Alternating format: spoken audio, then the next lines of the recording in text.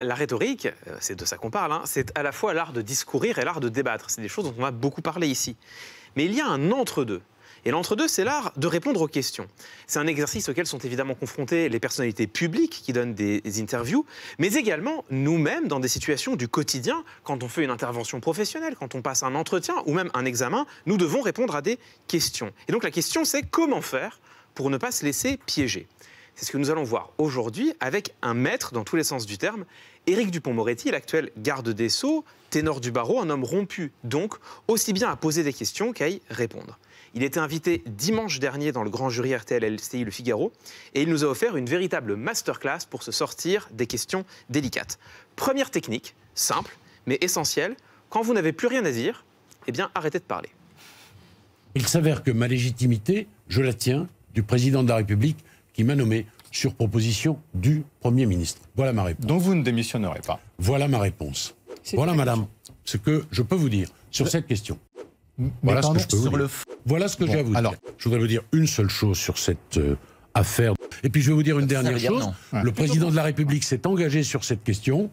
Voilà, j'ai répondu. Éric Dupond. Vous voyez qu'à de très nombreuses reprises, Éric Dupond-Moretti a tout simplement ignoré les relances des journalistes. Il clôt le débat en se contentant de dire « voilà, vous avez ma réponse ». Et en fait, c'est vraiment le premier réflexe à prendre. Souvent, c'est comme ça que les désastres se produisent. Vous commencez à répondre, tout se passe bien, vous développez ce que vous aviez prévu de dire, et puis votre interlocuteur, le journaliste, l'examinateur, reste silencieux. Donc vous continuez de parler, vous vous laissez entraîner, et c'est comme ça qu'une bêtise finit par vous échapper. Règle numéro 1.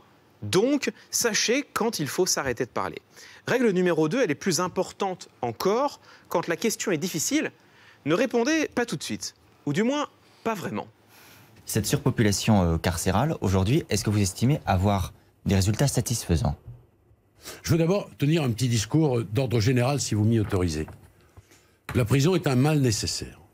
Vous l'aviez proposé il y a quelques mois, pendant la crise sanitaire. Alors, si vous voulez être tout à fait complet, il faut dire que le Conseil d'État l'avait avalisé dans un premier temps. On va quand même le rappeler.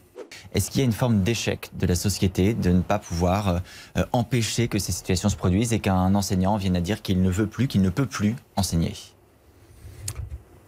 Un peu de nuance, d'abord, si vous me le permettez.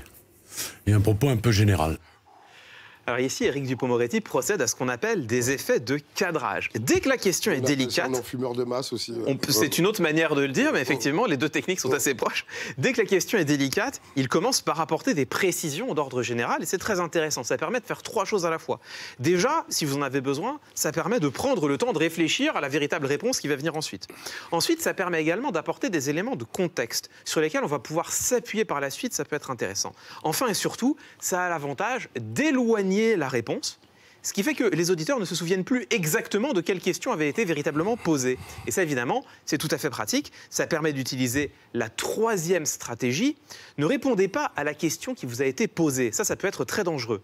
Répondez plutôt à la question que vous auriez aimé qu'on vous pose. Regardez.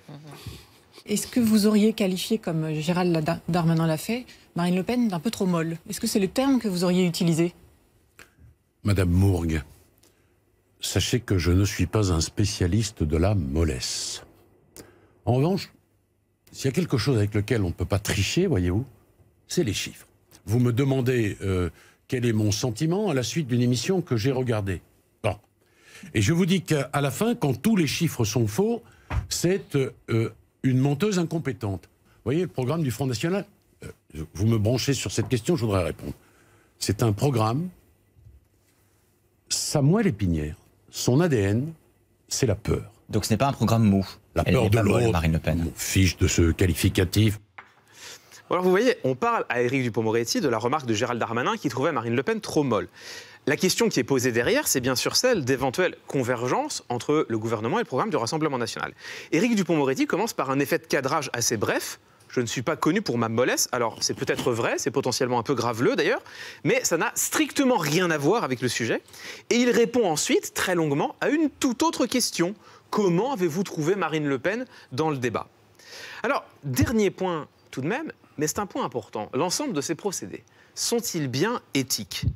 Eh bien, c'est une interrogation délicate et elle nous oblige à faire la part des choses entre deux situations. D'une part, l'orateur qui esquive habilement une question malicieuse, voire malveillante. Et d'autre part, l'orateur qui se dérobe sournoisement à une question qui est, elle, judicieuse et légitime. Entre ces deux situations, on n'a pas une belle ligne rouge, mais plutôt une bande en nuances de gris. Et je laisse à chacun d'entre vous le soin de décider où se situe Éric Dupond-Moretti.